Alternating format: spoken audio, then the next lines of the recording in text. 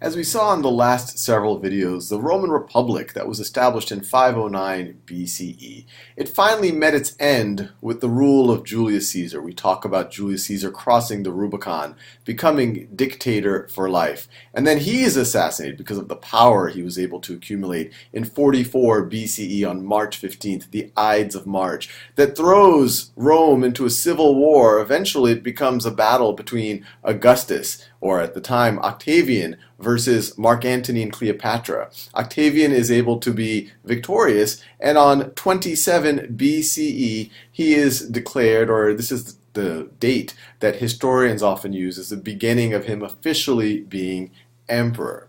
And this period from 27 BCE, with Augustus being emperor, all the way to 180 CE, so this roughly 200-year period, this is a relatively good time for the Roman Empire. As we will see, there is still a lot of conflict, there is still a lot of bloodshed, but it is a relatively stable period. And so it is often referred to as Pax Romana, or the Roman peace. And what we see pictured here, these are most of the emperors of that roughly 200-year period. Augustus proves to be a relatively good administrator. He lays a good foundation for the next several hundred years of the empire, the Roman Empire officially being ruled by an emperor. It's eventually going to meet its demise, of the Western Empire at least, in 476 CE. So it's going to go for roughly 500 years, and Augustus lays a strong foundation for it. He's viewed as a strong administrator. He really builds a lot of institutions. From a historical perspective, it's worth noting that Jesus was born under Augustus's rule. And most historical views are Jesus was born in someplace between 4 BCE and 6 BCE. Now, Augustus was followed by Tiberius. And Tiberius here was both Augustus's stepson, and he married Augustus's daughter. So he was a stepson and son-in-law. And he also proved to be a relatively capable emperor. You can see Augustus had a fairly long rule. He took power in his 30s, and his power ended in his 70s. And Tiberius too had a fairly long rule. From a historical point of view, or even a biblical point of view, it's worth noting that Jesus would have been crucified under Tiberius's rule. The Roman emperor referred to in the New Testament is Tiberius. It would have been his governor, Pontius Pilate, who orders the crucifixion of Jesus. Now, after Tiberius, you have his great-nephews, or his great-great-nephew. And you can see they're all not directly related, but they're all kind of family. And his great-great-nephew is Caligula.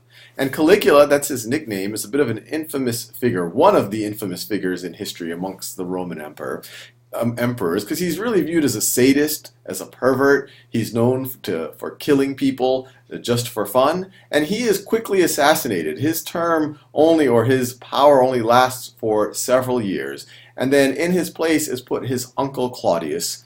After Claudius comes another infamous figure of history, and that is Nero. Nero, he's known for the fire. Rome had a significant fire in 64 AD.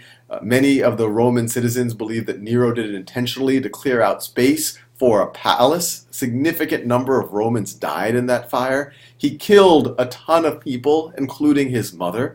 He's maybe most famous for persecuting Christians. There are some accounts that he would dip them in oil and set them on fire in his garden just as a source of light. So these people, to say that they were insane or demented or sick, normally I try to avoid making any judgment on some of these historical figures. But both Caligula and Nero, if we believe the accounts that we get from that period and that shortly after that period, were not by any stretch of the imagination good people. Nero eventually does commit suicide, and with Nero's end, you actually have the end of the Julio-Claudian dynasty. Let me write that down. Julio-Claudian dynasty. And the reason why it's called the Julio-Claudio dynasty is that all of these characters, so let me let me circle them or underline them. So all of let me all of these characters right over here are essentially from the same family. They're descendant from both the Julian line, Julius Caesar, and the Claudian family. So that's why it's called the Julio-Claudian dynasty. Now, at the end of the Julio-Claudian dynasty, you have a new dynasty, Vespasian. There's a short civil war. So the Pax Romana is not without some war and bloodshed. In fact, this whole time, there's a lot of relatives being killed, people who might threaten the emperor being killed. And that's just talking about the Romans themselves. They're constantly fighting the Germanic tribes and groups in the Middle East and taking more and more and more territory. And these are extremely bloody things. They're constantly enslaving people. The Roman Empire, sometimes it looks like this neat, clean, idealistic thing. But there was a lot of enslaving of people, destroying of towns, killing people out of paranoia or really just out of the joy of killing, if you take the case of Caligula or Nero. So then you have the Flavian dynasty. I don't have the three Flavian emperors depicted right over here. You have Vespasian, you have Titus, and you have Domitian. Of note, the Colosseum, the famous Colosseum in Rome, was built during their time. They're also known for the destruction of the Second Temple in Jerusalem. And then after that, you have what historians, and especially Niccolo Machiavelli, so this is many centuries later, called the Good Emperors. And the Good Emperors are these characters. Let me square them off right over here. And these are really the last 5 emperors of the Pax Romana. And we should even use the term good, maybe in quotation marks, because for Rome's enemies, for the slaves of Rome, for the people who were thrown into the Colosseum just because they were a prisoner of war or they committed some simple crime, the Roman Empire didn't seem good.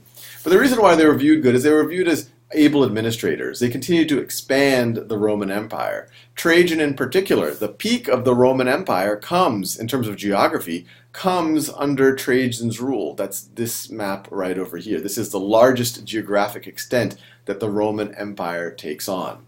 Trajan is succeeded by Hadrian, most known for Hadrian's Wall here, the upper bound of the Roman Empire.